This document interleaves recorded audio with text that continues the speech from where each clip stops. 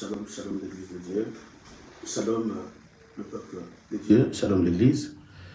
Nous bénissons le Seigneur. Nous invitons le Seigneur pour ce moment bien-aimé. Dieu nous a confié encore ce moment si précieux pour que nous puissions partager la parole de Dieu. Vraiment, nous allons donner une précision aujourd'hui sur un point qui va nous introduire demain. Que Dieu vous bénisse, qu'il vous soit favorable. Que Dieu soit avec nous, que Dieu vous accompagne. Bien-aimés, nous sommes en train de continuer cet enseignement. Et voilà, nous tendons vraiment petit à petit vers la fin. Nous voulons donner une précision aujourd'hui qui va nous amener dans une autre dimension d'enseignement.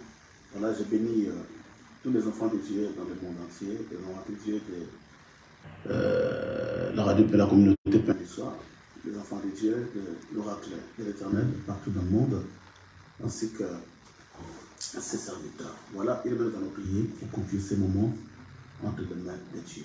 Éternel Dieu d'Israël, nous te bénissons parce que tu es l'agneau de Dieu. Nous t'exaltons parce que tu es le roi de gloire. Nous voulons te confier ces moments entre tes mains, Seigneur. Accompagne-nous du début à la fin, au roi, toi qui nous avais commis avant la fondation du monde. C'est le but de la création, c'était qu'un jour nous puissions hériter le royaume. Et voilà pourquoi, au travers de tous ces enseignements du royaume, nous demandons ta présence éternelle. Je confie tous tes enfants qui nous suivent partout dans le monde. Que la main de Dieu les accompagne. Accorde l'air éternel, l'intelligence et la sagesse, la compréhension et le discernement, surtout, Seigneur éternel, l'interprétation de ces Écritures, et qu'ils soient des enfants bénis qui héritera le royaume de Dieu. Je chasse tout esprit de faiblesse de l'auteur, d'également et de voyage des pensées, des dérangements qui pourra, Seigneur, déranger ton peuple ou les empêcher de ne pas comprendre ce message. Et je me confie moi-même entre tes mains, Seigneur éternel, que je sois un simple instrument que tu vas utiliser ce soir, par lequel tu vas véhiculer ta pensée pour atteindre ton peuple. Que mon âme soit sanctifiée, mon corps soit sanctifié et mon esprit soit sanctifié. Que je sois une vase d'honneur, une vase sainte, où, Seigneur, tu véhiculeras ta pensée, ta parole pour atteindre ton peuple dans le monde. Accorde-moi, Seigneur, l'intelligence divine et la sagesse divine. Que ma pensée, mon intelligence, ma sagesse puissent disparaître, afin que tout ce qui sortira de moi, que cela provienne de toi. Dans le nom puissant et glorieux de Jésus-Christ, nous t'avons ainsi prié et nous te disons tous Amen. Et voilà, je promets à l'Église que nous allons parler sur le retour de Jésus. Parce qu'au début, on a commencé, mais si je vais faire un petit pas en arrière, nous avions vu le signe qui précédait l'enlèvement, là où Jésus avait envoyé ses disciples chez Noé et chez Lot. Il avait dit ceci, que tout ce qui se passera au temps de Noé et au temps de Lot, c'est ce qui se passera aussi à l'avènement des fils de l'homme. Et nous avions vu tous les signes qui avaient précédé l'enlèvement. Et nous avions vu aussi l'enlèvement. Et tout ça, ce sont des enseignements que Dieu nous a enseignés. Et après avoir parlé de l'enlèvement, nous avions parlé sur il y a l'abomination et la désolation qui va s'installer dans les temples. Bien sûr, j'avais expliqué le temple. Ce ne sera pas le temple de Salomon ni le temple d'Esdras, mais ce sera toi qui es le temple de Dieu. C'est que l'abomination va s'installer en toi, dans ton corps et dans ton cœur. Et c'est alors que tu serviras le diable parce que c'est toi qui es le temple. Je fais la révision, nous allons atterrir là où nous sommes. Et après avoir placé l'abomination dans le temple, il y a 3 ans et demi de la tribulation, il y a 3 ans et demi avant la grande tribulation, où les démons viendront, ils vont prêcher l'évangile, et pour marquer des sceaux, les gens qui vont croire à l'évangile. Et après leur mission, la bête montera de l'abîme, il va tuer les démons, il va les exposer sur la place publique, et vous comprenez Et après l'enlèvement, nous avions commencé à voir, d'abord c'était le signe qui précède l'enlèvement, et après nous avions vu les signes qui précèdent le retour de Jésus. C'est ça, c'était l'intitulé de notre enseignement, les signes qui précèdent. Les signes qui précèdent l'enlèvement et les signes qui précèdent le retour de Jésus. Nous avions vu tous ces signes qui précédaient l'enlèvement et nous avions vu l'enlèvement proprement dit. Et après nous avions vu le signe qui précède le retour de Jésus. C'est-à-dire, premièrement, il y a l'abomination qui s'installe dans les temples. Et deuxièmement, il y a la présence des Dewa qui vont descendre pour prêcher et marquer des sceaux, ceux qui vont croire en l'évangile. Et troisièmement, nous avions vu la bête monter de l'abîme qui viendra pour tuer qui viendra pour tuer les Dewa et les exposer à la place publique. Et nous avions vu qu'il y a un esprit qui descendait du ciel, qui va s'incarner après la mort de Dewa. Il disait, il y a la bête qui va monter de l'abîme, qui va tuer les Dewa. Et après la mort quand la bête montera, tout ça, ce sont des signes qui précèdent le retour de Jésus. Après la bête qui montera de l'abîme, ben, il va tuer les Dewa. Et la Bible dit qu'il y a l'esprit qui descendra du ciel, qui va s'incarner dans le corps de Dewa et qui va enlever les Dewa. Et après, il y a la bête qui montera de l'abîme et la bête qui montera de la terre et la bête qui montera de la mer. C'était les deux pouvoirs, le pouvoir politique et le pouvoir religieux qui va régner. Vous avez vu dans Daniel que c'était le roi, c'était les statuts du roi. Et après, nous avions vu qu'ils vont prêcher leur évangile aussi. La bête va imposer les gens d'adorer la statue. À cette époque-là, ça sera dur, parce que ce sera l'époque de la grande tribulation, où les gens vont tellement souffrir, avant de manger, il faut avoir la marque de la bête. Tout ça, je répète pour atterrir là où je vais commencer aujourd'hui. Vous allez comprendre.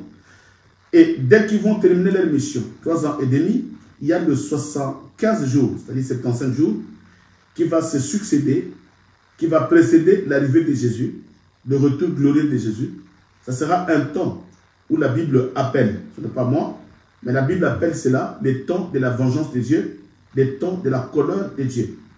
Et c'est là où Dieu va venger ses saints, les gens qui ont tellement souffert pendant la grande tribulation, les gens qui avaient refusé la marque de la bête, que la bête avait maltraité.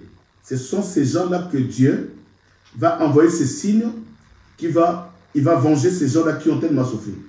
Qui ont tellement souffert. Écoutez-moi bien. Et maintenant, avant que le Seigneur Jésus-Christ puisse revenir, c'est là où je vais commencer aujourd'hui et nous allons clôturer demain sur le retour de Jésus. Et après avoir clôturé le retour de Jésus, bien aimé, nous allons ouvrir une autre parenthèse, parce que notre thème, n'oubliez pas, c'était le signe du temps de la fin. Or, dans le signe du temps de la fin, il y a deux temps, il y a deux fins. Il y a premièrement la fin de l'Église sur la terre. Nous avions aussi vu tous ces signes qui précédaient la fin de l'Église sur la terre. Et il y a le deuxième temps, c'est la fin, le retour de Jésus, qui sera aussi la fin de la bête et la fin de la grande tribulation. Nous avions aussi vu tous les signes qui précèdent le retour de Jésus-Christ. Et là, maintenant, il y a le dernier signe qui est resté avant que Jésus-Christ puisse atterrir sur la terre. Voilà pourquoi le retour de Jésus, il parle de la marque de la bête. Et c'est fini vague. Non. Voilà pourquoi des fois, nous sommes très mal compris. Parce que nous voulons vraiment l'exactitude de la parole, donner la précision du temps, parce qu'on ne peut pas sauter le point que nous avons voir aujourd'hui. On ne peut pas sauter cela et aller brutalement dans le retour de Jésus. C'est que Jésus ne peut pas revenir sur le dernier signe, le dernier point que nous allons étudier aujourd'hui. Si cela n'est pas encore fait, Jésus ne reviendra pas. Pourquoi? Parce que Jésus veut finir avec tout ce qui se passe sur la terre. Jésus veut finir avec tous les rois qui sont sur la terre. Jésus veut finir avec tous les systèmes qui se passent sur la terre. Ce que Jésus veut, que quand il retournera sur la terre, il retournera comme étant un roi.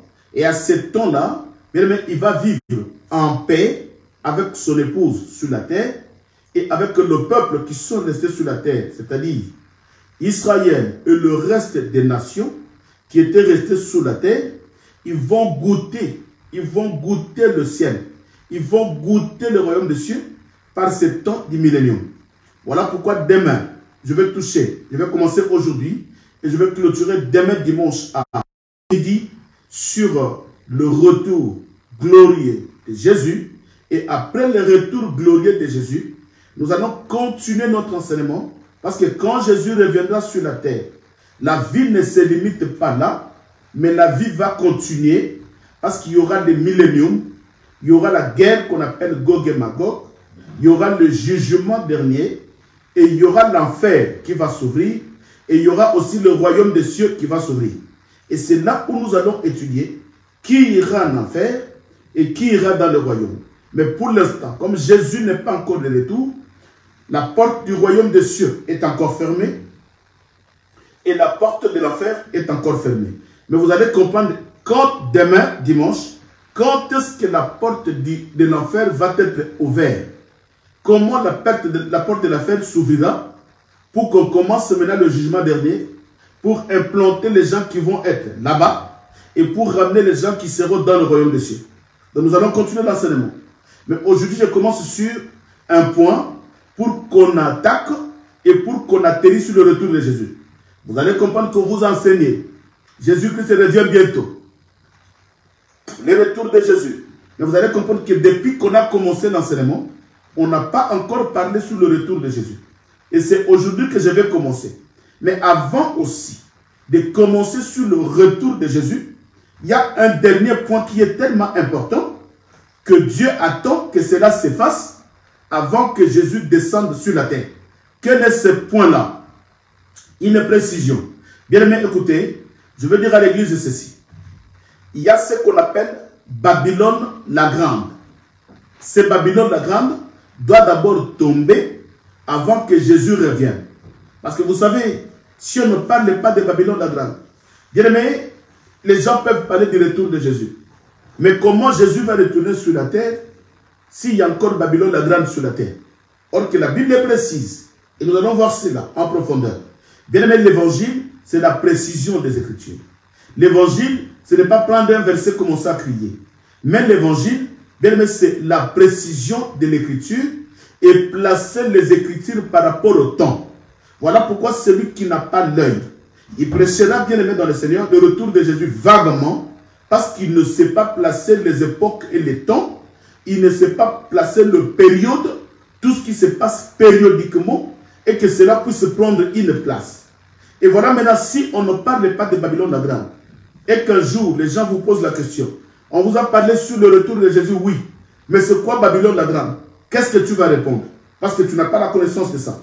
Mais la Bible dit, nous allons lire ça, je vous donne déjà le goût de l'enseignement, parce que je vais prendre quelques...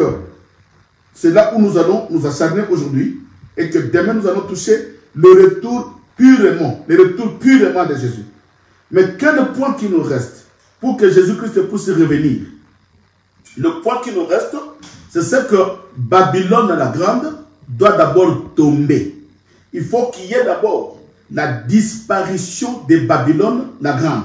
Parce que dans la Bible, bien aimé, depuis que tu as été chrétien, on t'a parlé maintes fois de Babylone la Grande. Mais aujourd'hui, si je pose la question à l'église, tous les gens qui nous suivent, tous les gens qui sont avec nous, si je te pose la question, c'est quoi Babylone la Grande? Tu me diras, je ne sais pas quelle réponse tu vas me donner.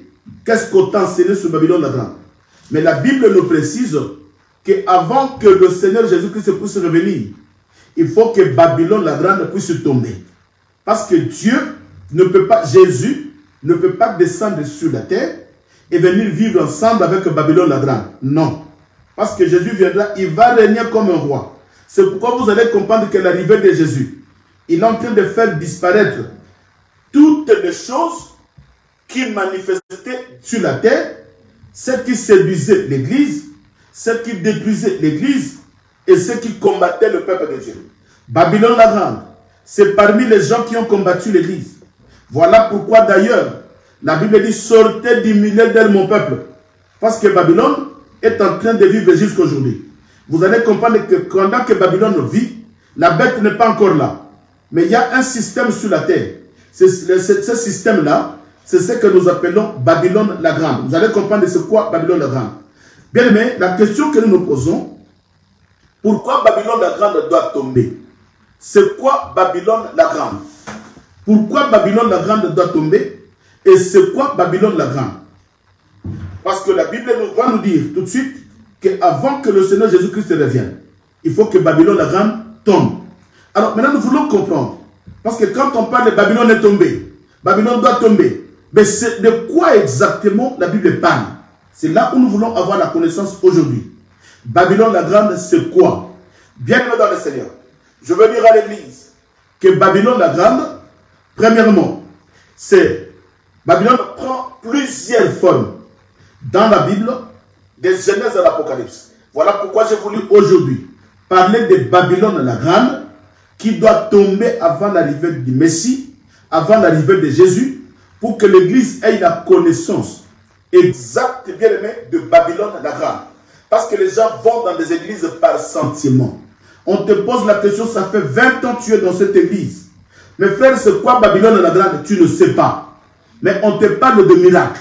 On te parle de la puissance. On te parle de prophétie. On te parle de tout. Mais il y a Babylone la Grande qui est déjà permanent. Parce qu'à cette période même où l'église vit, la bête n'est pas encore maintenant. Le temps de la bête n'est pas encore là. Le temps du dragon n'est pas encore là. Mais aujourd'hui, il y a un système qui est en train de fonctionner. Ce système-là, c'est quoi? C'est Babylone la Grande. Vous allez comprendre une chose, bien aimé. Babylone prend plusieurs formes. Selon la Bible, nous allons étudier. Vous allez comprendre que Babylone prend plusieurs formes. Maintenant, quand tu n'es pas enseigné sur Babylone la Grande, tu seras focalisé sur une forme. Or, Babylone prend plusieurs formes. Vous allez comprendre qu'il y a un moment où Babylone prend la forme d'un corps humain. Vous allez comprendre que Babylone, c'est le corps humain. Vous allez étudier cela tout de suite. Parce que c'est très important, avant que Jésus-Christ revienne. On ne peut pas parler du retour de Jésus sans toucher la grande Babylone. Premièrement, Babylone prend le corps humain. Vous allez comprendre qu'il y a des gens que Dieu a appelés Babylone la Grande. Vous allez comprendre, nous allons lire ça dans les Écritures. C'est l'image de Jézabel. Vous allez comprendre ça tout de suite. Et nous allons lire là où la Bible appelle Jézabel comme étant la présence de Babylone la Grande.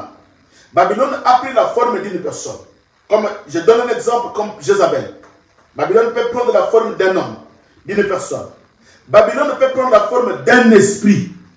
Un esprit qui agit. Et Dieu appelle cet esprit-là l'esprit de Babylone. Voilà pourquoi nous voulons donner la précision sur ça. Bien, mais c'est très important. Je sais que c'est quelque chose, bien aimé, qui n'est pas donné à tout le monde. Même les gens qui se disent ministres, les gens qui se disent pasteurs, apôtres, prophètes, quand tu leur demandes c'est quoi Babylone la Grande, bien aimé, il est vague parce qu'il n'a pas la connaissance de ça.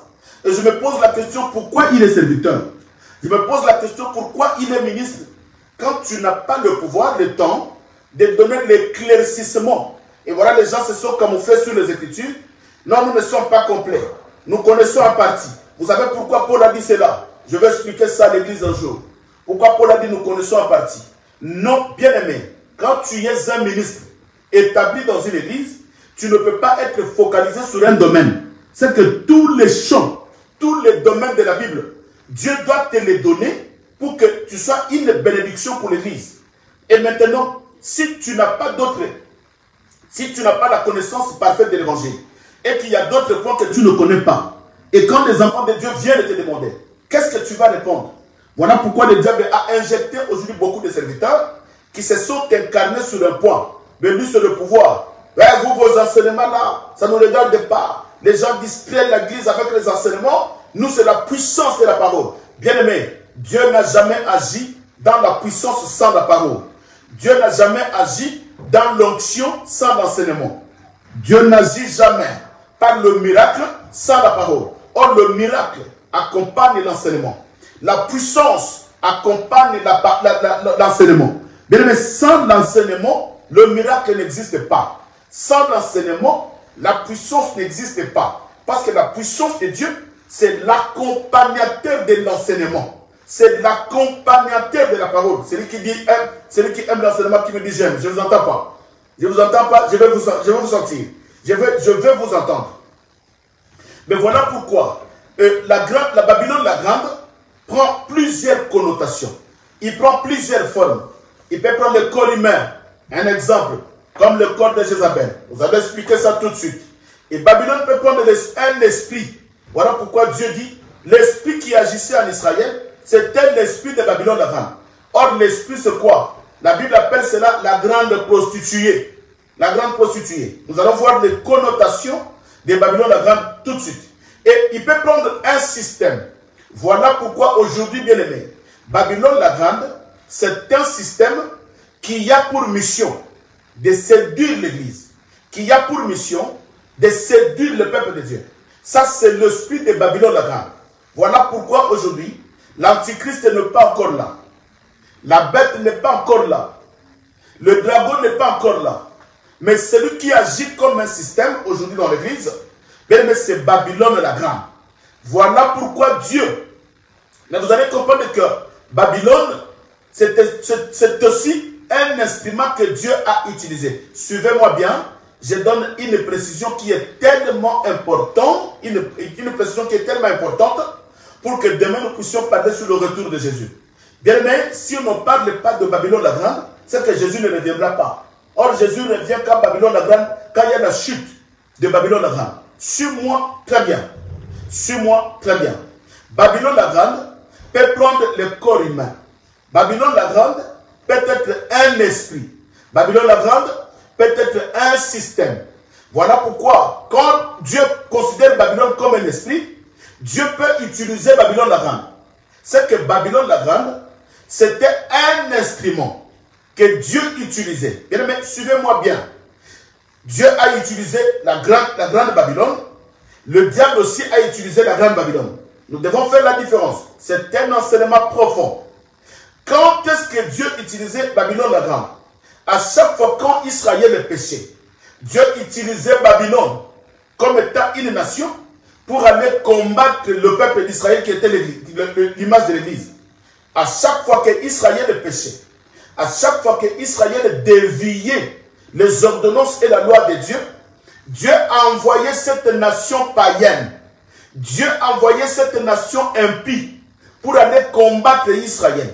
Les Babyloniens n'allaient pas combattre Israël dans leur propre volonté, mais c'était Dieu qui les utilisait pour aller combattre Israël, parce que Israël déviait les lois de Dieu. Voilà pourquoi, quand en tant qu'un esprit, vous allez comprendre que même Dieu a utilisé l'esprit. Il dit, qui enverrai-je? Et il a envoyé, il y a un esprit d'égarement qui s'est présenté devant Jésus, devant Dieu. Il dit, envoie-moi. Et Dieu envoya l'esprit d'égarement à son peuple. Or, Dieu n'a pas un esprit d'égarement, mais il utilise Babylone la grande comme étant un esprit pour aller égarer le peuple. Mais le diable aussi utilise Babylone la grande comme étant un esprit, comme étant un système, comme étant un corps. Voilà, nous allons comprendre comment est-ce que le diable avait utilisé Jézabel pour aller en Israël et faire dévier Israël, ramener en Israël d'autres dieux et d'autres prophètes pour étouffer le Dieu véritable d'Israël, pour étouffer le culte véritable d'Israël par un esprit de Jézabel que la Bible appelle la Babylone la grande. Nous allons comprendre cela. Mais c'est un enseignement, je vous dis sincèrement, qui n'est pas donné à n'importe qui. Voilà pourquoi on ne peut pas passer. Voilà pourquoi vous allez comprendre. Pour comprendre que cet homme qui vous prêche le retour de Jésus ne connaît pas l'évangile, il est en train de débrouiller, il n'a pas reçu le mandat, c'est qu'il vous parlera du retour de Jésus sans que Babylone la grande tombe. Il faut d'abord que Babylone tombe. Et voilà pourquoi la Bible dit ceci, que le diable utilise Babylone la grande. Pourquoi? Parce qu'il est un séducteur, soit une séductrice. Babylone la grande, c'est quelqu'un qui a le luxe, qui a la luxure, qui a la richesse. Voilà pourquoi c'est un système. Voilà pourquoi aujourd'hui, bien aimé, l'esprit qui agit dans l'église aujourd'hui, ce n'est ni l'antichrist. L'esprit qui agit à l'église aujourd'hui, ce n'est ni la bête, ni le dragon. Mais quel esprit qui agit aujourd'hui dans l'église? C'est le système de la grande Babylone. Voilà pourquoi, avant que le Seigneur Jésus-Christ puisse revenir, il faut que ce système tombe. il faut que le système de Babylone la Grande s'arrête. Voilà pourquoi la Bible dit dans Ésaïe chapitre 48. Bien aimé, nous allons commencer à lire. Ésaïe chapitre 48, nous sommes en train d'étudier c'est quoi Babylone la Grande. Ésaïe chapitre 48, le verset 20. La Bible nous dit ceci. La Bible nous dit ceci. Ça c'est le prophète qui prophétise. Et ça ce n'était pas le temps de la fin. Ce n'était pas au temps de la grande tribulation. Mais c'est à notre époque. Le prophète Ésaïe dit ceci. Sortez de Babylone. Fouillez du milieu des Chaldéens. Avec une voix d'allégresse. Annoncez-le. Publiez-le. Faites-le savoir jusqu'à l'extrémité de la terre. Dites, l'Éternel a racheté son serviteur Jacob. Écoutez bien dans le Seigneur.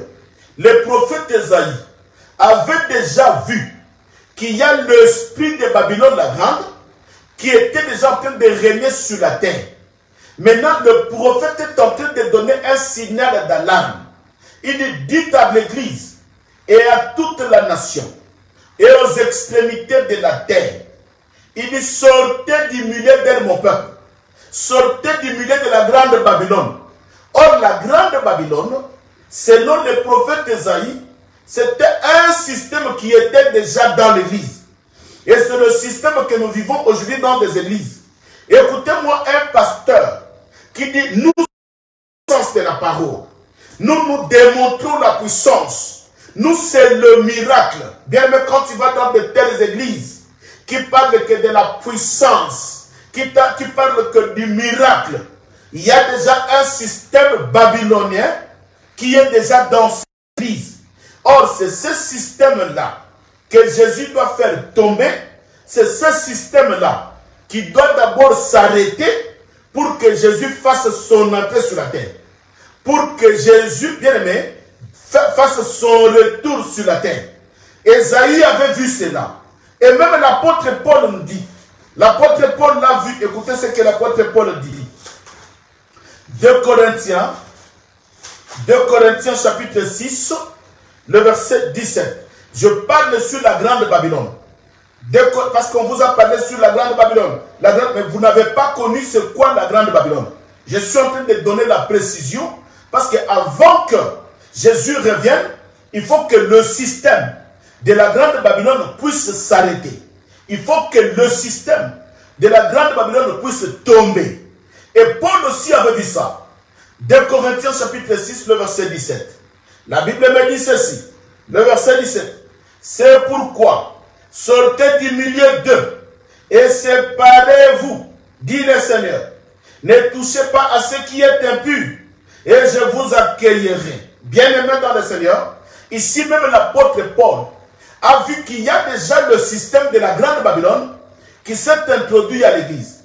Au lieu que l'église soit assidue dans l'enseignement, au lieu que l'église aime la profondeur de la pensée de Dieu, au lieu que l'église bien-aimée soit assidue dans l'enseignement, or qu'à l'époque des apôtres, dans l'église primitive, dans Acte 2, la Bible dit que les disciples étaient ensemble. Ils étaient assidus dans l'enseignement. Premièrement, dans l'enseignement. Et deuxièmement, dans la prière. Mais écoutez maintenant, quand le système babylonien vient, qui est la grande Babylone, qui s'introduit dans l'église, maintenant il inverse parce que c'est un système qui a le but d'inverser les choses de Dieu. Maintenant, quand tu vas dans une église, l'église apostolique, l'église primitive, était assidue dans l'enseignement. Mais aujourd'hui, il y a des hommes de Dieu qui disent que l'église est assujettie par les enseignements, par des discours et des discours, mais nous voulons prouver la l'onction et la puissance. Nous voulons démontrer la puissance. Mais ce n'est pas quelqu'un qui va démontrer la puissance de Dieu. Celui qui opère le miracle, c'est Dieu. Mais quand tu vas dans de telles églises, ils veulent démontrer la puissance, mais il y a des gens qui ont des problèmes. Il y a des gens qui ont des soucis. Même lui-même qui veut démontrer la puissance, dans sa vie, il a des problèmes. Mais maintenant, tu veux démontrer la puissance aux gens, mais toi-même, tu as des problèmes. Bien, mais commence d'abord à te convertir. Voilà maintenant le système babylonien. C'est un système qui est venu renverser la vérité. Un système qui est venu renverser l'enseignement. Un système qui est venu étouffer l'enseignement. Maintenant, il va faire voir aux gens l'onction qu'ils n'aiment même pas. Voilà pourquoi tu vas dans une église. Tu vois un pasteur, papa, un pasteur qui commence à prier, il transpire, il crie, il est mouillé partout, transpiré de partout, mouillé de partout, en train de crier, croyant que c'est ça la délivrance. Non. Jésus-Christ n'a jamais transpiré. Non. Jésus-Christ n'a jamais crié. Mais Jésus ordonnait aux démons, tout doucement et calmement, parce que ce n'est pas en criant que les démons vont sortir, ce n'est pas en transpirant que les démons vont fuir, mais les démons fuient.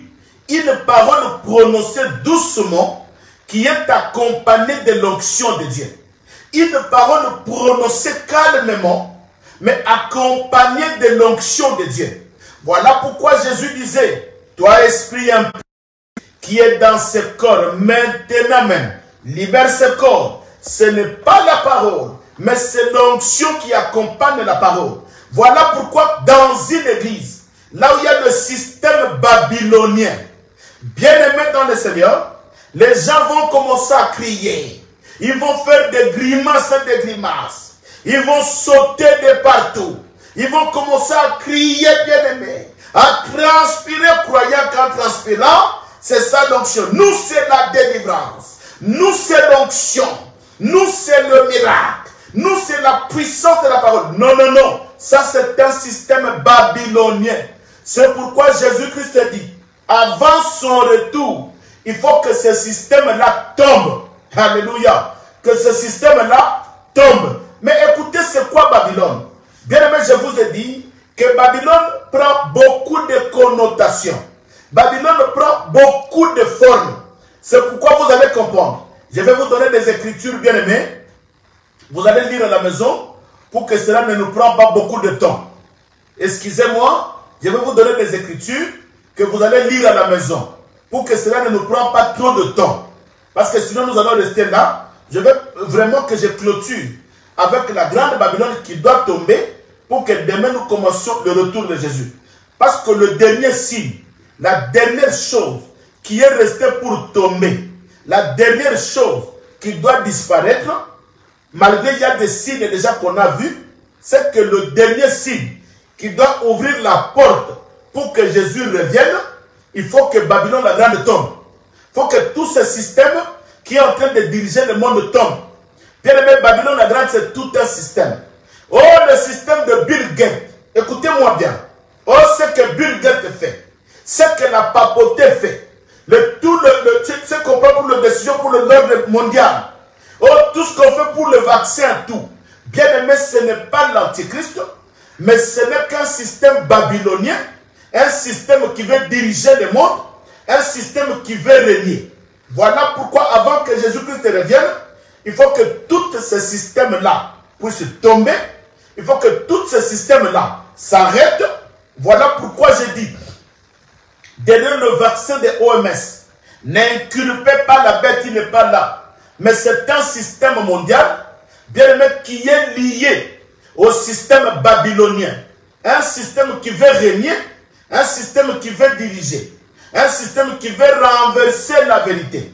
Voilà pourquoi je vais vous donner tout simplement, bien aimé, des versets et vous allez lire à la maison parce qu'on n'a pas le temps. Première forme, bien aimé, de Babylone, quand vous lisez le livre de Daniel chapitre 7, le verset 3 au verset 4. Daniel 7, 3 à 4. Babylone prend la forme d'un lion. Vous allez lire ça. Babylone prend la forme d'un lion. On dit le lion que tu as vu, c'était Babylone la grande. C'est dans Daniel. La forme d'un lion. Et deuxième forme, dans Daniel 2, 37 et 38, la Bible parle de la tête d'or, qui était l'or, la richesse. C'est que Babylone la grande prend la forme de la richesse. Voilà pourquoi, comme Babylone c'est un système, vous allez comprendre que, comme Babylone c'est un système, et quand ça prend la forme d'or, la forme de la richesse, c'est pourquoi, dans des églises où il y a déjà l'esprit babylonien, les églises qui y a déjà l'esprit de Babylone, il vous prêche que de l'argent, il vous prêche que la richesse, il vous prêche que des choses qui vont passer, il vous prêche les choses qui vont vous séduire, il vous prêche des choses bien mais qui vont vous égarer de la vérité. Pourquoi? Parce que Babylone lui-même, il prend la forme de l'homme dans Daniel chapitre 2, 37 à 38. Je vais vite.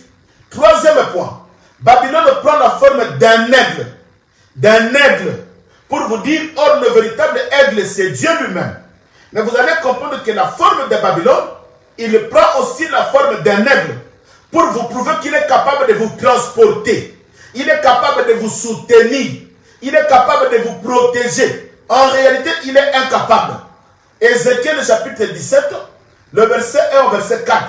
La Bible parle d'un animal qu'on est en train d'identifier comme étant Babylone la Grande, mais qui avait les ailes d'aigle. Voilà. Donc c'est un aigle, mais n'est pas le véritable aigle. C'est pourquoi je vous dis, faites attention. Quand on vous parle de Babylone la Grande, Babylone prend plusieurs formes. Le quatrième forme, Babylone prend la forme du marteau de la destruction. Le marteau de la destruction. Vous allez comprendre dans Jérémie chapitre 50, le verset 23. Jérémie chapitre 50, verset 23. Dieu dit, j'ai envoyé le marteau pour détruire le peuple de Jérusalem. C'est pourquoi? Parce qu'ils ont désobéi à la parole. Il a envoyé quoi? Le marteau de la destruction qu'on typifie comme étant Babylone la Grande. C'est que Babylone la Grande, c'est un instrument de la destruction. Or, quand l'esprit de Babylone est dans une église, c'est que cette église-là est détruite. Bien-aimé dans le Seigneur, même si tu vois le pasteur transpirer, même s'il est en train de crier sur l'onction, il crie sur le miracle, il transpire, ne vous effrayez pas, n'ayez pas peur, il y a déjà un instrument de la destruction, parce que le système babylonien est déjà dans cette église-là. C'est pourquoi les enfants de Dieu, nous devons vous prêcher sur Babylone la Grande, pour que nos yeux soient ouverts. Ah, celui qui me dit Amen, je vais voir vos Amen. Je ne vous entends pas, je vais voir vos Amen. Il faut parler sur Babylone la Grande. Bien aimé, la cinquième forme de Babylone la Grande, il prend la forme de la montagne de la destruction. Une montagne qui détruit. Or, en réalité, la montagne ne détruit pas.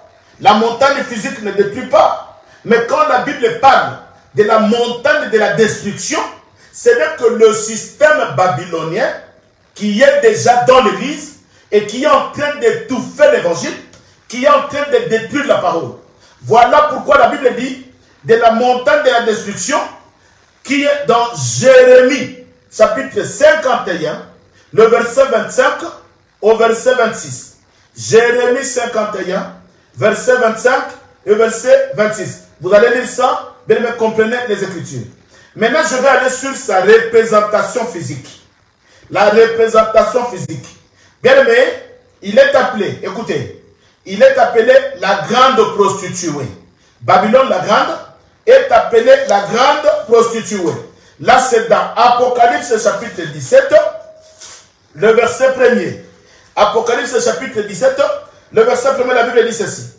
Puis un de sept anges qui tenait les sept coupes vint et il m'adressa la parole en disant, viens, je te montrerai le jugement de la grande prostituée qui est assise sur les grandes eaux. Je te montrerai le jugement de la grande prostituée. Là, c'est Jean qui voit dans l'île de Patmos. C'est qu'avant que le Seigneur puisse descendre, il faut que la grande prostituée, qui est la grande Babylone, soit d'abord jugée. Il ne restera pas bien aimé sur la terre avant que Jésus revienne. C'est qu'il reçoit déjà le jugement. Il est déjà jugé. Voilà pourquoi Jean voit cela. Il dit, l'ange appelle Jean, viens, je te montrerai le jugement de la grande prostituée. Or, la grande prostituée qui est la grande Babylone, il doit d'abord être jugé, il doit d'abord être tué avant que Jésus revienne. Je vous dis bien aimé, même si la Bible parle de la grande prostituée, mais c'est toujours un système babylonien qu'on appelle la grande prostituée. Maintenant, au verset 3, je suis toujours dans Genèse chapitre 17. Je suis dans Genèse chapitre 17. Au verset 3, la Bible l'appelle une femme. Une femme, c'est quoi? C'est le symbole des alliances d'un peuple. Parce qu'une femme, c'est le symbole des alliances. Selon Galates 4, 22, 24, il dit les deux femmes que vous voyez, qui est Sarah et Agar, c'est l'image de deux alliances. C'est que pourquoi la Bible symbolise la grande prostituée comme étant une femme. La Bible symbolise Babylone la grande comme étant une femme, parce que c'est une femme qui doit enfanter. Bien aimé, une femme qui doit enfanter, une mère qui doit enfanter. Vous allez comprendre dès que nous allons descendre au verset 5, la Bible appelle déjà le verset 3. Écoutez. Il me transporta en esprit dans un désert, et je vis une femme assise sur la bête. Une femme qui est assise sur la bête. C'est qui? C'est tout simplement l'esprit babylonien. À cette période-là, il va s'asseoir sur la bête parce qu'ils ont la même mission. Comprenez-moi. La femme qui est la Babylone la grande va s'asseoir sur la bête parce qu'ils ont la même mission. Mais aujourd'hui, on l'appelle la grande prostituée, on l'appelle une femme qui est assise sur la bête, et au verset 5, on l'appelle la mère des prostituées et des abominations. Tout ça, c'est l'image de Babylone la grande. Le verset 5, écoutez ce que la Bible dit. Au verset 4, il dit, cette femme était vêtue de pourpre et d'écarlate. Voilà, toujours la luxure. La luxure, cette femme-là, ce système-là, c'est un système de luxe. Voilà pourquoi tu vas dans une église, voilà, il y a de Louis XIV. De Louis XIV, système de luxure. Les pasteurs veulent avoir bien même des avions. Ils veulent avoir des jets privés. L'orgueil, parce que c'est la luxure qui est tout simplement l'image, le système babylonien dans une église. Et le verset 5, on appelle ceci. Le verset 5. Il dit, le verset 4. Cette femme était vêtue de pourpre, d'écarlate, et de parées d'or, de pierres précieuses et de perles. Elle tenait dans sa main une coupe d'or remplie d'abominations et des impuretés. Sur son front était écrit un nom, un mystère. Écoutez, cette femme-là, cette femme, la prostituée, sur son front était écrit un nom, un mystère, Babylone la grande. C'est que Babylone, c'est un mystère. Écoutez bien, mais je répète. Cette femme-là, sur son front, était écrit un nom, un mystère. Le nom du mystère, c'est quoi? Babylone la grande, la mère des prostituées et des abominations de la terre. C'est que cette femme qui était assise sur la bête, cette femme qu'on appelle la prostituée, la mère des prostituées et la mère des abominations, c'est qui? C'est Babylone la grande. C'est que quand on parle de la prostituée, quand on parle de la mère, la femme qui était assise sur la bête, quand on parle de la mère des abominations, la mère des prostituées, bien aimé, c'est rien d'autre que la grande Babylone. Voilà pourquoi on dit que Babylone la grande, c'est un mystère. C'est un nom qui était écrit sur la mère des prostituées. C'est un nom qui était écrit sur la femme qui était assise sur la bête. Or, c'est tout un système qui est venu, bien aimé, pour étouffer la vérité, pour détruire. Et on l'appelle même la grande ville. Voilà maintenant, il prend une autre connotation. On l'appelle la grande ville, la ville des marchandes, la ville des commerces.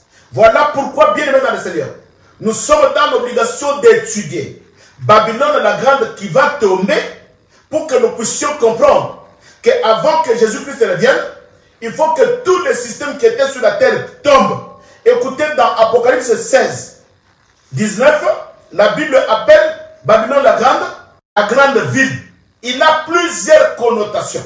C'est pourquoi faites attention quand vous enseignez, homme de Dieu. Faites attention quand vous parlez de Babylone la grande. Babylone, c'est tout un système. Apocalypse chapitre 16, le verset 19. La Bible dit ceci. Et la grande ville fut divisée en trois parties. Le ville des nations tombe et Dieu se souvient de Babylone la grande pour lui donner la coupe du vin et de son ardente colère. Babylone la grande qui est aussi appelée une grande ville. C'est pourquoi je vous ai dit que Babylone prend plusieurs formes. Il prend plusieurs connotations. Il peut prendre le corps d'un homme. il peut être un esprit, il peut être un système, il peut être une ville. Mais il faut faire attention, même si c'est un système, même s'il prend le corps d'un homme, même s'il prend quelle connotation, une ville, bien aimé, il a une mission d'étouffer l'évangile. Il a une mission d'étouffer la vérité. Une mission de dévier l'église. Voilà pourquoi, bien aimé, tout ce qu'il y avait pour mission, de dévier l'église, quand le Seigneur Jésus-Christ reviendra, il doit d'abord tuer tout ça. Il doit d'abord détruire tout ça. Il doit arrêter ce système. Parce que Babylone la Grande, c'est un mystère, bien aimé. C'est un mystère. Et là, en conclusion, quand il prend le corps, il devient qui? Il prend le corps, je vous ai donné un exemple, de Jézabel. Jézabel prend le corps. Il prend le corps. Et quand il vient, il a quelle mission? Nous allons lire, vous allez comprendre que Jézabel n'est rien d'autre que l'image de la Babylone la Grande. Apocalypse chapitre 2. Je parle de Babylone la Grande. Nous devons clôturer sur ça, parce que demain nous allons parler sur le retour de Jésus. Il y a un signe qui était resté, c'était que Babylone tombe. Or, quand Babylone tombe, il donne l'ouverture, bien aimé, au retour de Jésus. Apocalypse chapitre 2, le verset 19 au verset 23. Apocalypse 2, 19 à 23. La Bible nous dit ceci. Je connais, il parle de l'église de Thyatire. Je commence au verset 18. Je commence au verset 18 jusqu'au verset 23. La Bible me dit ceci. La Bible dit ceci. Écrit à l'ange de l'église de Thyatire. Voici ce que j'ai dit. Le Fils de Dieu, celui qui a les yeux comme une flamme de feu et dont les pieds sont semblables à des lèvres ardentes. Ça, c'est Jésus. Le verset 19. Je connais tes œuvres. C'est Jésus qui dit à l'église de Thyatire. Je connais tes œuvres, ton amour, ta foi, ta fidélité au service, ta constante et tes dernières œuvres, plus nombreux que les premiers. Mais ce que j'ai contre toi, alléluia, ce que j'ai contre toi, l'église, c'est que tu as laissé cette femme Jézabel, qui se dit prophétesse, enseigner et séduire mes serviteurs, pour qu'ils se livrent à la débauche et qu'ils mangent des viandes sacrifiées aux idoles. Écoutez la mission de Jézabel. Il vient dans une église. Pourquoi? Il doit d'abord séduire les serviteurs. Bien-aimés, suivez-moi bien. Babylone la Grande, c'est tout un système qui prend le corps de Jézabel. Mais quand il vient dans une église. Les gens viennent dans une église. Il vient pour chercher Dieu. Les gens viennent dans une église. Il vient pour chercher l'enseignement. Mais quand il y a un esprit de Babylone, qui est le corps de Jézabel, quand il vient dans une église, il vient pour dévier le peuple. Mais dans qui il va s'incarner? Il ne va pas s'incarner dans le peuple, mais il va s'incarner dans les serviteurs. C'est pourquoi j'ai dit à l'église que l'esprit babylonien est déjà aujourd'hui dans l'église. Tu dois faire attention, comprendre quel enseignement votre apôtre vous enseigne. Quel enseignement votre pasteur, apôtre, bishop, votre prophète, docteur vous enseigne. Parce que ici, quand l'esprit babylonien, qui est maintenant typifié comme Jézabel, bien aimé, ce n'était pas Jézabel qui est allé prêcher dans cette église d'Apocalypse. Ça, c'est une vision. Ça, c'est une prophétie. Ne vois pas Jézabel physique qui est venu dans cette église. Bien aimé, quand Jean était dans l'île de Patmos, Jean est en train de voir une vision. Ce n'est pas Jézabel physique, comme étant une femme physique. Non. Mais c'est un esprit, bien aimé, qui est comme l'esprit de Babylone, qui s'est incarné dans l'église. Parce que dans l'église de Thyatire, c'est une vision que Jean voit. Mais ce n'est pas Babylone, ce n'est pas Jézabel comme étant une femme qui est venue prêcher dans cette église. Mais c'est une vision que Jean voit. Et Dieu dit, une église qui était une église bien. Écoutez, Dieu témoigne de cette église. Je connais tes œuvres. Il y a des gens qui viennent à l'église. Les fidèles, ils ont des œuvres de Dieu. Je connais ton amour et ta foi. Les gens qui viennent à l'église, ils ont l'amour de Dieu et ils ont la foi. Il dit, je connais ta fidélité. Les gens qui viennent à l'église, ils sont fidèles, ta constante. Ils sont constants dans l'œuvre de Dieu. Mais il y a une chose qui détruit les églises. Pourquoi Dieu dit ceci? Mais ce que j'ai contre toi, c'est que tu as laissé cette femme Jézabel, qui se dit prophétesse, enseigner et séduire mes serviteurs. C'est que c'est un système qui n'est pas venu pour séduire le peuple, mais c'est un système qui est venu séduire les serviteurs. Aujourd'hui, il y a beaucoup de serviteurs qui sont déjà séduits par l'esprit de Jézabel. Au lieu de prêcher la bonne nouvelle, au lieu de prêcher l'enseignement, mais ils sont déjà séduits par l'enseignement de Jézabel, qui est l'esprit babylonien. Or, Jézabel, physiquement, nous voyons maintenant l'image de Jézabel physique. Bien-aimé dans le Seigneur, quand Jézabel est venue en Israël, qu'est-ce qui s'est passé?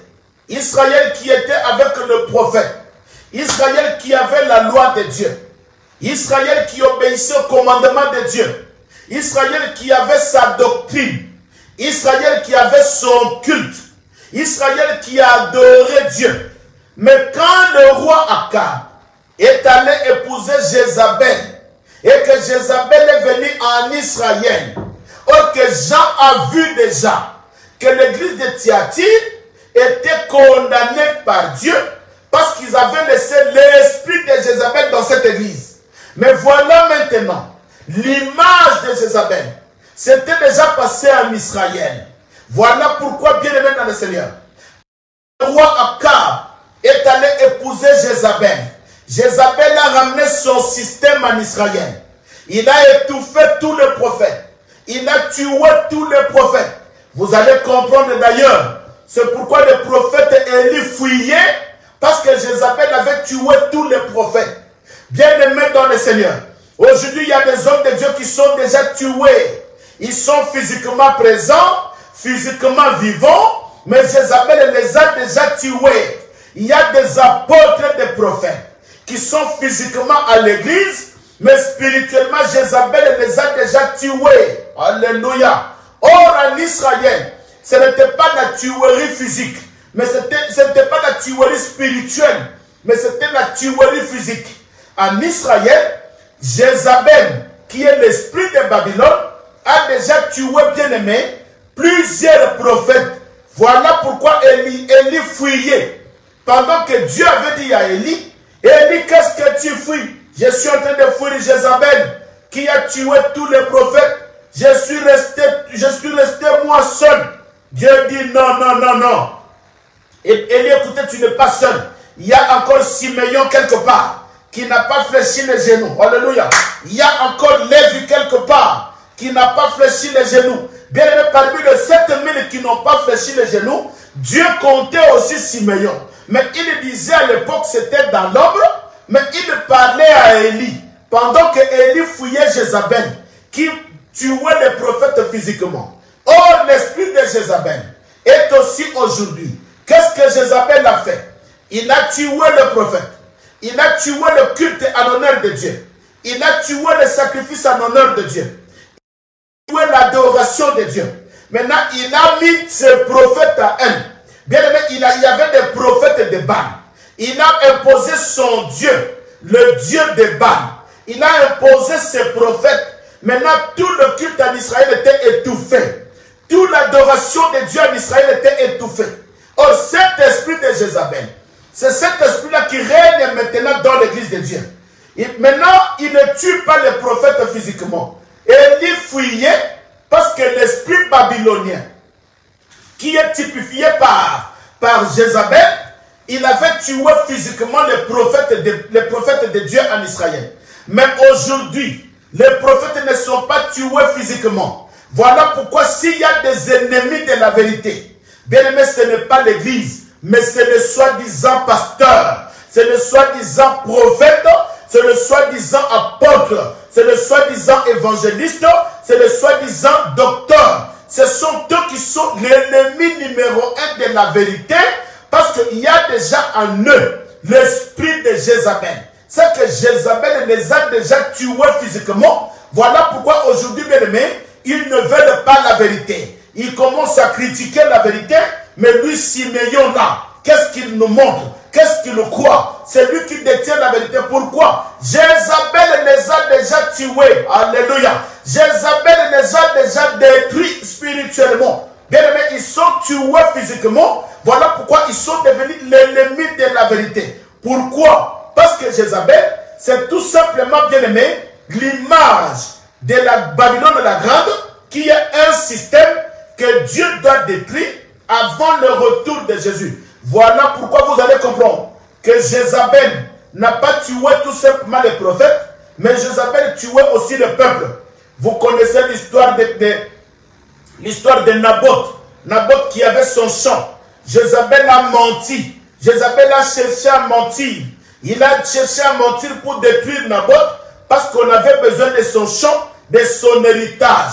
Voilà pourquoi, bien aimé, je vous dis aujourd'hui l'église, écoutez-moi. Ne va pas dans une église là où le système babylonien règne. N'entrez pas dans une église là où le système de Jézabel règne. Là où les gens sont devenus l'ennemi de la vérité. Là où les gens n'aiment pas l'enseignement. Ils veulent que la délivrance. Là où les gens n'aiment pas l'enseignement. Ils veulent que la prospérité. Là où les gens n'aiment pas l'enseignement. Ils n'aiment que les prophéties. Là où les gens n'aiment pas l'enseignement. Ils aiment que les combats. N'entrez pas dans ces églises parce que tout ce système-là, c'est le système babylonien. C'est le système de Jézabel. Dans une telle église, le pasteur lui-même, l'évangéliste lui-même, l'apôtre lui-même, le prophète lui-même, le docteur lui-même, il est déjà tué par le système babylonien, par le système bien-aimé de Jézabel. Il est déjà tué. Maintenant, qu'est-ce qu'il va faire? Tout ce qu'il va vous donner, ça sera la mort. Maintenant, c'est Naboth qui va mourir. Maintenant, c'est le peuple qui commence à mourir. Ah, gloire à Dieu. Voilà pourquoi, bien-aimé, je vous ai promis que nous allons parler sur Babylone la Grande pour que l'église de Dieu doit être éclairée, bien-aimé. Parce que les gens parlent de Babylone la Grande. Mais c'est quoi exactement Babylone? Les gens parlent de Jézabel. Mais c'est quoi exactement Jézabel? Mais c'est tout un système qui est en train de régner aujourd'hui. Voilà pourquoi l'apôtre Paul avait dit, sortez du milieu de Babylone, mon peuple. Or, Babylone, bien aimé, si nous prenons Babylone comme une ville, c'est là où Israël était en captivité. Mais pourquoi l'apôtre Paul nous dit l'église, sortez du milieu de Babylone, mon peuple? C'est que Babylone n'est pas tout simplement une ville. Babylone n'est pas tout simplement Jézabel. Mais Babylone, c'est tout un système qui est en train d'étouffer la vérité dans l'église. Babylone, c'est tout un système qui est maintenant dans des églises d'aujourd'hui. Voilà pourquoi quand tu vas dans une église qui est focalisée dans la délivrance seulement, bien aimé, il y a déjà un esprit de Jézabel, c'est une église de démons. Quand tu vas dans une église est focalisée sur la prophétie, bien aimé, sortez de cette église, c'est une église de démons. Si une église est focalisée dans les combats, bien aimé, sortez dans cette église, c'est une église de démons. Pourquoi? Parce que c'est un esprit de Babylone qui est en train de régner dans cette église. C'est un esprit Jézabel, l'esprit de Jézabel qui est déjà en train de régner dans cette église. Bien aimé, voilà pourquoi je vais vous dire une chose.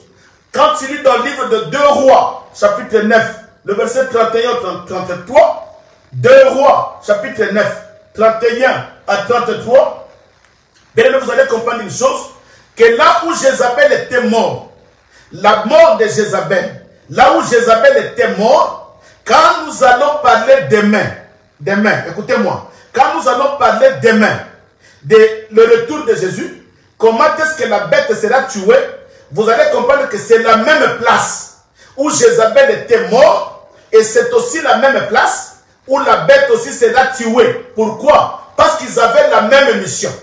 Et vous allez comprendre que là où Jézabel est mort, bien aimé dans le Seigneur, c'est là où il y aura la guerre qu'on appelle Armageddon. Vous allez comprendre demain, dimanche demain, je vais parler sur Armageddon. C'est quoi Armageddon? C'est la guerre, la bête, le dragon, les pouvoirs prophètes. Ils vont se réunir pour combattre, pour tuer qui? Pour tuer la grande prostituée. Ils vont se réunir pour tuer qui? Pour tuer Babylone la Grande. C'est que Babylone la Grande, c'est tout simplement la mort de Jézabel. Mais vous allez comprendre, ce n'est pas Dieu qui va tuer Babylone la Grande. Ce n'est pas Dieu qui va éliminer la grande prostituée. Ce n'est pas Dieu qui va tuer Babylone la grande. Mais qui va tuer Babylone la grande? C'est la bête et le roi. C'est la bête, ils vont faire... Écoutez, nous allons lire ça. Je vais précipiter. Nous allons lire cela. Écoutez, déjà, je vais parler sur la chute de Babylone la grande. Apocalypse chapitre 18. La chute de Babylone la grande. Que Dieu bénisse mon frère Mouta Kamoka. Que Dieu bénisse le frère Mouta qui avait chanté. Il est tombé, Babylone, il est tombé, Jéricho. Que Dieu te bénisse, papa. Parce que moi, j'aime les gens qui chantent la prophétie. Que Dieu bénisse le frère Mouta Kamoka qui avait chanté. Il est tombé, Babylone la grande. Et voilà maintenant Babylone. C'est tout un système. Écoutez maintenant la chute de Babylone la grande. Apocalypse 18, du 1er au 3e verset. Apocalypse 18, du 1er au 3e verset. La Bible nous dit ceci. Après cela, j'ai vu descendre du ciel un autre ange qui avait une grande autorité et la terre fut éclairée de sa gloire. Écoutez, après la chute de Babylone, qu'est-ce que Jean voit? Il avait une grande autorité. La terre fut éclairée de sa gloire. Là c'est le retour de Jésus déjà. Écoutez-moi, suis-moi bien, bien-aimé. Écoutez ce que Jean voit. Apocalypse 18, 1 à 3. Je suis en train de toucher déjà le retour de Jésus que nous allons ouvrir demain. La Bible dit ceci. Après cela, j'ai vu descendre du ciel un autre ange qui avait une grande autorité. Quel est cet ange-là qui avait une grande autorité? Et la terre fut éclairée de sa gloire. Quel est cet ange-là qui va, la terre va éclairer dans sa gloire? Quel est cet ange? Le verset 2. Et il cria d'une voix forte, disant, elle est tombée, Babylone la grande. Elle est devenue une habitation des démons, un repère de tous les esprits impurs, un repère de tout oiseau impur et odieux. Parce que toutes les nations ont bu, écoutez-moi bien, Babylone la grande est tombée. Est tombée pourquoi? Parce que toutes les nations, les églises, ont bu du vin de sa fureur, de sa débauche, que les rois de la terre se sont livrés avec elle à la débauche, et que les marchands de la terre se sont enrichis par la puissance de son luxe. Alléluia. Bien aimé, la Bible dit que Jean est en train de voir. Le ciel s'est ouvert. Il y a un ange qui descend avec toute autorité, avec la gloire. Une gloire qui descend sur la terre. Quel est cet ange-là? Là, c'est le retour de Jésus qui commence. Mais avant que le ciel s'ouvre, il commence à crier. Il est tombé, Babylone la grande, avec tous les rois qui se sont enivrés, avec tous les rois et toutes les églises qui se sont prostituées. Bien-aimés, aujourd'hui sur la terre, il y a des églises prostituées qui sont en train de se prostituer, bien-aimés, avec Babylone la grande, qui est l'image de Babylone. Par les enseignements, ils se prostituent.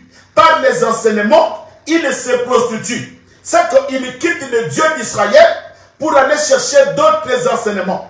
C'est ça la prostitution spirituelle. Ils fuient les enseignements pour être bornés dans la délivrance. Ils fuient les enseignements pour être bornés dans l'onction et la puissance. Ils fuient les enseignements pour être... Ça, c'est la prostitution. C'est qu'il y a déjà des églises prostituées. Mais écoutez comment il va tomber. Je vais me limiter là. Comment est-ce que la grande Babylone va tomber? Quand Jésus dit, il est tombé Babylone la grande, avec tous les rois qui se sont prostitués, avec toutes les églises qui se sont prostituées. Comment il est tombé? Voilà maintenant, je vais expliquer comment il est tombé. Comment il doit tomber. Ce n'est pas Dieu qui va tuer la grande prostituée. Mais Dieu va utiliser. Dieu va utiliser. Il y a la confusion. Il y a une confusion. Maintenant, la bête et le faux prophète, ils ont compris que Babylone la grande a commencé son œuvre depuis que l'église a existé. Mais moi, la bête, j'étais freiné. Moi, la bête, j'étais bloqué. Je ne pouvais pas agir. Mais la grande prostituée, Jézabel, avec son système, il avait commencé déjà de loin. Maintenant, Dieu va mettre la haine dans la tête de la bête. Voilà maintenant le combat commence. Le combat entre eux. Ah, tika bandoka famille ba bunda bango na bango papa. Bandoka famille na yeba bunda bango na bango. Que les sorciers de ta famille, Bien aimé, c'est plus se combattre entre eux qu'ils s'entretuent. Voilà maintenant, ils vont commencer à s'entretuer. Là, ils vont commencer à s'entretuer. C'est Dieu qui met l'esprit de la haine de Jézabel, la haine de la grande prostituée, la haine de Babylone la grande. Il a mis cette haine dans la tête de la bête et des faux prophètes. Ce n'est pas Dieu qui va tuer la grande prostituée. Ce n'est pas Dieu qui va tuer Jézabel. Ce n'est pas Dieu qui va tuer la grande Babylone. Mais Dieu va mettre un esprit de haine dans la bête pour éliminer la grande prostituée. Mais quand Jésus viendra lui-même, maintenant c'est lui-même qui va arrêter la bête. On va étudier ça demain à midi. Maintenant quand Jésus viendra, c'est lui-même qui va s'occuper de la bête, lui-même qui va s'occuper du dragon, lui-même qui va s'occuper des faux prophètes. C'est Jésus lui-même qui va s'en occuper. Mais maintenant, avant que Jésus revienne, il va utiliser la bête et le roi pour tuer qui? Tuer la grande prostituée, pour tuer Babylone la grande, qui est l'esprit de Jézabel. Écoutez Apocalypse chapitre 17. Suis-moi bien. Écoutez ce que la Bible dit. Tout ça, nous allons lire ça demain. Mais je vais introduire seulement. Écoutez ce que la Bible dit. Apocalypse chapitre 17. Je vais m'arrêter là. Pour qu'on commence le retour de Jésus. Bien aimé, on vous a enseigné le retour de Jésus, le retour de Jésus. Vaguement. Sans précision.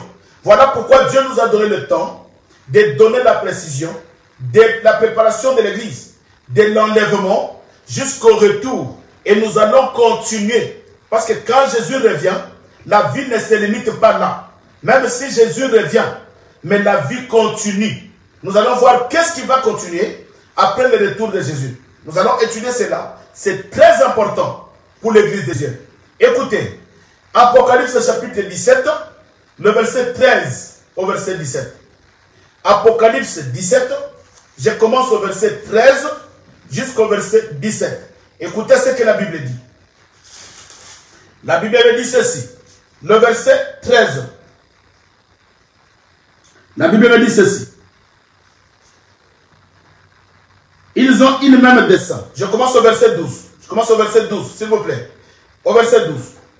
Les 10 cornes que tu as vues sont 10 rois. Écoutez. C'est qu'il y aura des rois qui vont se rallier avec la bête. Suis-moi bien.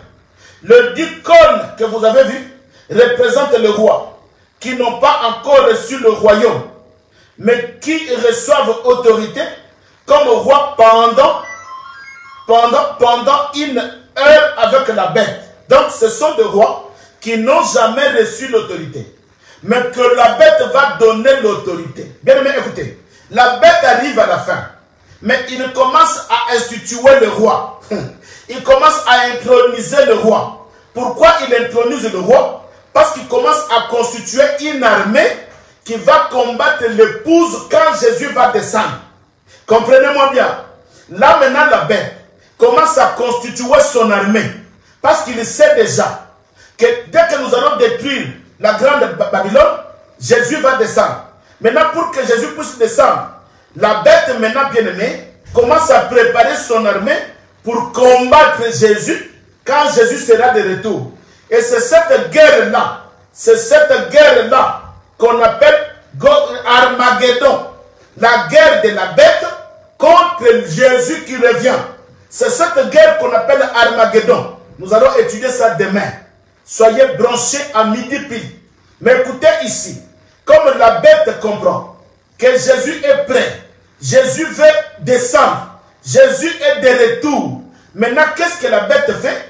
Il commence maintenant à organiser son armée.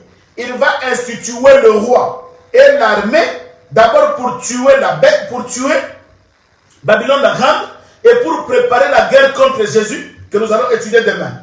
Mais écoutez, la Bible dit ceci, au verset 13. Ils ont un même dessein, et ils donnent leur puissance et leurs autorités à la bête. Le verset 14. Ils combattront contre l'agneau. Écoutez. Ils combattront contre l'agneau. Voilà leur but. Il est en train de constituer son armée. Il est en train d'introniser le roi. Pourquoi? Parce qu'il sait que Jésus va revenir et il doit combattre l'agneau. Parce que celui qui reviendra, c'est lui l'agneau.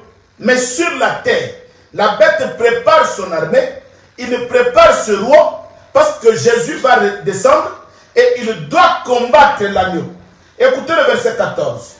Ils combattront contre l'agneau et l'agneau les vaincra. Écoutez, même s'il combat, la Bible précise que l'agneau qui est Jésus, qui va revenir sur la terre, il va le vaincre. C'est qu'ils ne seront pas vainqueurs. La Bible continue.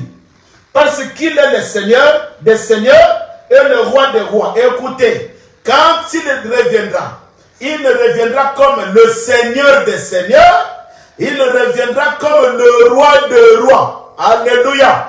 Voilà pourquoi je dis à l'église, suivez-moi bien la vérité de l'évangile. Aujourd'hui, bien-aimé, Jésus n'est pas le roi des rois. Et aujourd'hui, bien-aimé, Jésus ne se présente pas comme le roi des rois. Parce que quand il portera la connotation de roi des rois, c'est qu'il viendra pour juger. Mais aujourd'hui, Jésus n'a pas porté les connotations du roi des rois. Aujourd'hui, le Seigneur Jésus, c'est un agneau immolé qui est venu racheter l'église. Voilà pourquoi aujourd'hui, Jésus, c'est un agneau. Jésus n'est pas le roi des rois aujourd'hui, mais Jésus, c'est un agneau. Alléluia.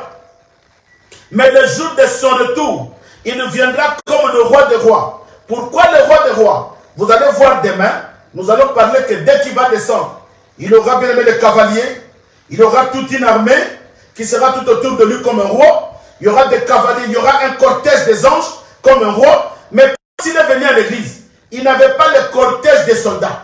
Il n'avait pas le cortège d'une armée. Il n'avait pas le cortège des anges. Non, il est venu à l'église comme étant un agneau. Voilà une précision des Écritures. Jésus n'est pas venu à l'église comme le roi des rois. Non, arrêtez bien aimé, arrêtez. Ça c'est la profondeur de l'évangile. Jésus est venu à l'église comme étant l'agneau immolé. Voilà pourquoi, le jour où on avait dit à Jésus pourquoi il ne pouvait pas se venger, écoutez la réponse de Jésus. Jésus avait dit ceci: mon royaume n'est pas ici-bas. Si mon royaume était ici, les anges allaient combattre pour moi. Écoutez la réponse de Jésus.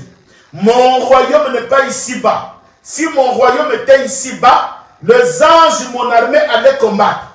Mais je ne suis pas venu comme étant le roi. Je suis comme un agneau pour racheter le peuple de Dieu qui souffrait. Mais quand il reviendra, il ne reviendra pas comme un agneau. Il ne reviendra pas comme un agneau. Je le répète, Église de Dieu, alléluia. Il ne reviendra pas comme un agneau, mais il reviendra comme le roi de gloire. Voilà pourquoi quand un roi marche, bien aimé, quand il se qu'il marche, tout autour de lui, il y a des gardes du corps. Il y a tout un cortège, parce que c'est un président. Quand le roi de Maroc marche, quand le roi de Qatar marche, quand le roi, la reine de l'Angleterre marche, elle est à son côté avec toute une armée. Tout un cortège, parce qu'il vient comme le roi. Voilà pourquoi, bien aimé dans le Seigneur. Maintenant, quand le Seigneur va revenir, il viendra comme le roi de gloire. Il descendra comme le roi. Il sera accompagné par toute une armée céleste. Il sera accompagné par les anges. Il sera accompagné par des juges, parce qu'il descendra pour juger. Voilà pourquoi, bien aimé, nous devons faire attention à l'évangile que nous prêchons. Alléluia. Oui, c'est ça l'évangile. Écoutez, la Bible me dit, le verset 14, je répète, ils combattront contre l'agneau, et l'agneau le vaincra, parce qu'il est le Seigneur des seigneurs et le roi des rois. Il viendra comme le Seigneur des seigneurs et comme le roi des rois. Quand il vient, comme le Seigneur des seigneurs. Aujourd'hui, bien-aimé, Jésus n'est pas le Seigneur des seigneurs, mais aujourd'hui, Jésus est l'agneau immolé. Mais quand il viendra comme le Seigneur des seigneurs, il viendra comme le roi des rois, parce que c'est lui qui viendra régner. Bien aimé, la Bible ne se contredit pas. Si Jésus était le roi des rois aujourd'hui, c'est lui qui allait régner, il allait régner dans son royaume. Or que la Bible dit que le monde entier est sous la domination du malin. Le monde entier est sous la domination du diable. C'est que nous vivons dans le royaume du diable. Parce que c'est le diable qui est roi aujourd'hui. Mais cela prendra fin. Quand Jésus reviendra, il reviendra comme étant le Seigneur des seigneurs. c'est lui qui va régner au-dessus de toute personne qui se dit Seigneur. Il sera le Seigneur des Seigneurs parce qu'il va régner au-dessus de toute personne qui se dit Dieu. C'est lui qui viendra comme le Seigneur des Seigneurs. Et il sera le roi des rois parce qu'il va régner au-dessus de tout roi. Comme la bête était un roi. La bête qui montait de l'abîme était un roi. La bête qui montait de la terre était un roi. La bête qui montait de la mer était un roi. Maintenant, quand Jésus viendra, il viendra comme le roi des rois, au-dessus de tout le roi. Voilà pourquoi il va les arrêter pour leur dire qu'ils ne sont pas des rois, mais lui, il est le roi des rois. Pourquoi on appelle Jésus le roi des rois? Sinon, on devrait dire tout simplement, Jésus est roi. Voilà bien aimé dans le Seigneur. On pouvait l'appeler le roi seulement. Mais pourquoi on l'appelle le roi des rois? Parce que quand il reviendra sur la terre, il va rencontrer d'autres rois. Quel roi? Le roi qui est la bête qui montait de l'abîme. Quel roi? Le roi qui est la bête qui montait de la terre. Quel roi? Le roi qui est la bête qui montait de la mer. Maintenant, il y a plusieurs rois qui vont régner dans la grande tribulation. Voilà pourquoi quand il revient, bien aimé, il revient comme le roi des rois. Vous allez comprendre même dans la Bible, c'est bien précisé. Le roi, c'est un roi au singulier, un roi majuscule. Quand tu regardes dans ta Bible, c'est le roi au singulier. Ce n'est pas le roi au pluriel, mais c'est un roi au singulier avec un air majuscule pour voir sa grandeur, pour signifier sa grandeur. Le roi des rois, des rois. Et notre roi, c'est le roi au pluriel, mais c'est des petits rois qui ne peuvent pas faire face à un grand roi. Voilà pourquoi le retour de Jésus, il retournera sur la terre comme étant le roi des rois. Le roi des rois. Le roi des rois. Voilà bien aimé dans le Seigneur. C'est ça la mission. Mais écoutez, nous continuons. Nous devons continuer pour comprendre. Appelez, écoutez, la Bible dit, les rois des rois et les appelés des élus et les fidèles qui sont avec lui, les vaincront aussi. Je vais au verset 16. Les 10 cornes que tu as vues, les 10 cornes que tu as vues, et la bête, écoutez, c'est là où maintenant la mort de la grande Babylone, la chute de Babylone la grande, la chute de l'esprit de Jézabel, au verset 16 et le verset 17, la Bible dit ceci. Suis-moi bien. Bien-aimé, je dis à quelqu'un, celui qui a écrit le roi des rois, je ne sais pas, l'auteur qui a écrit le roi des rois, enlevez-moi le roi des rois. Des rois, là, c'est le roi c'est au féminin. N'écris pas le roi avec S. Je vois quelqu'un, bien-aimé, tu as écrit le roi, le grand roi, avec S. Non, notre roi n'a pas S, il n'a pas de S, parce que c'est le roi seulement. Enlève-moi ce S là. Et le roi des rois, les autres rois là, bien aimé, c'est le roi en minuscule. En minuscule, n'écrivez pas ça. Le roi, le premier roi qui est Jésus, c'est au singulier et en majuscule. Mais le petit roi, Elias intouchable. Que le Seigneur te bénisse. Il m'a écrit ça. Le roi des rois. Mais le D c'est au pluriel. Elias intouchable. Le D c'est au pluriel. Des rois, des petits rois. Il faut bien écrire cela. Voilà maintenant. Mon frère, tu as changé. Le roi des rois. Des rois. Non. Ali Bokombe. Des rois, c'est au pluriel. Des rois, c'est au pluriel. Oui, maman, il faut le bébé Kabamba. Des rois, c'est au pluriel. Merci. Parce que là, vous avez compris, vous avez bien compris l'évangile. Le roi au masculin et au pluriel, c'est Jésus. Des rois en minuscule et au pluriel, c'est des petits rois. Non. Souke Kabamba. Enlève-moi des rois à la fin. Des rois à la fin. Enlève-moi ça. C'est des rois. Des en minuscule au pluriel. Les rois en minuscule au pluriel. Voilà. C'est ça. Bien aimé, quand Jésus viendra, il viendra comme étant le roi. Eva Simba. Non, maman Eva. Non. Des au pluriel. Les rois. Enlève-moi le roi. Ce n'est pas au masculin. Ces rois-là. Écrivez-moi le roi, D au pluriel, roi en minuscule, au pluriel en minuscule. Voilà, bien aimé dans le Seigneur. Que le Seigneur vous bénisse. Jésus-Christ reviendra comme étant le roi des rois. le roi des rois. Je répète, le roi des rois. Alléluia. Oui, que le Seigneur vous bénisse. Voilà maintenant. Qui va tuer maintenant la grande Babylone?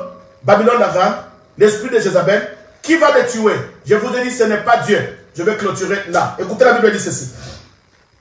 Je suis au verset 16 d'Apocalypse 17.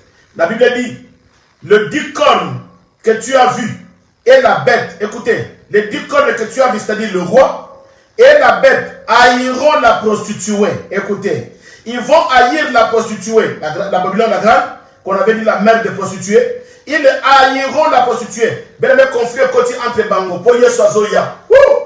Quand Jésus vient dans la vie d'une personne, bien aimé, il y a le conflit dans la vie des esprits de ta famille. Quand Jésus accède dans ta vie, il y a le conflit. Bien aimé, qui commence au travers les démons, au travers les esprits de ta famille. Comme Jésus vient, il y a la confusion qui commence. Il dit le roi et la bête haïront la prostituée, la dépouilleront et le mettront à nu. Elles mangeront ses chairs et la consumeront par le feu. Car Dieu a mis dans leur cœur d'exécuter son destin, un même dessein, et de donner leur royauté à la bête, jusqu'à ce que la parole de Dieu soit accomplie. Et la femme que tu as vue, c'est la grande ville, Babylone la grande, qui a la royauté sur le roi, qui sera tué. Alléluia. Voilà maintenant la mort de la grande Babylone, la femme qui était sur la bête, l'esprit de Jézabel, qui est en train de venir à l'église. La Bible dit qu'avant le retour de Jésus, il faut que ce système-là s'arrête avant que Jésus puisse descendre. Mais qui va faire arrêter ce système? C'est le roi et la bête. Ils vont s'unir. Il y aura la haine et ils vont tuer. Mais sans le savoir, qu'eux, ils préparent leur armée afin que quand Jésus-Christ va descendre, qu'ils puissent combattre. C'est ce combat-là que nous allons étudier demain et le retour de Jésus-Christ. Voilà, bien-aimés, nous disons que Babylone, c'est tout un système que Dieu a utilisé comme instrument de colère contre son peuple et que le diable aussi a utilisé pour séduire le monde et pour séduire l'Église. Bien-aimés, la différence entre la bête et Babylone, c'est quoi? La bête, bien-aimée, c'est le roi qui montait de l'abîme, le roi qui montait de la mer, le roi qui montait de la terre. Mais Babylone, c'est tout un système qui a déjà commencé au temps de l'Église. Parce que le temps où l'Église est, bien-aimé, la bête n'existe pas. Ni montée de l'abîme, ni montée de la mer, ni montée de la terre. Mais Babylone existe déjà. Voilà pourquoi l'apôtre Paul nous a dit dans 2 Corinthiens, sortez du milieu d'elle, de Babylone, mon peuple, pour ne pas participer à son iniquité.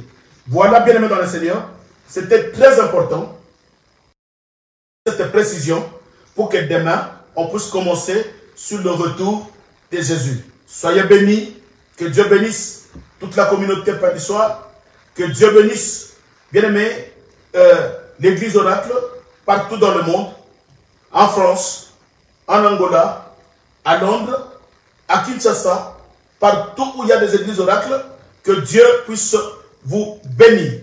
Et qu'il bénisse nos bien-aimés, qui nous suivent aussi sur notre Facebook. Mais j'insiste, maman, écoutez-moi, s'il vous plaît, aidez-moi. J'insiste, parce qu'aujourd'hui, j'ai vu encore, il y a 90 personnes qui se sont connectées sur Facebook. Je le dis et je le répète. Soyez, bien-aimés, compréhensifs. Les gens qui nous suivent sur Facebook, allez sur ton Facebook, tapez Pasteur Simeon Kadila.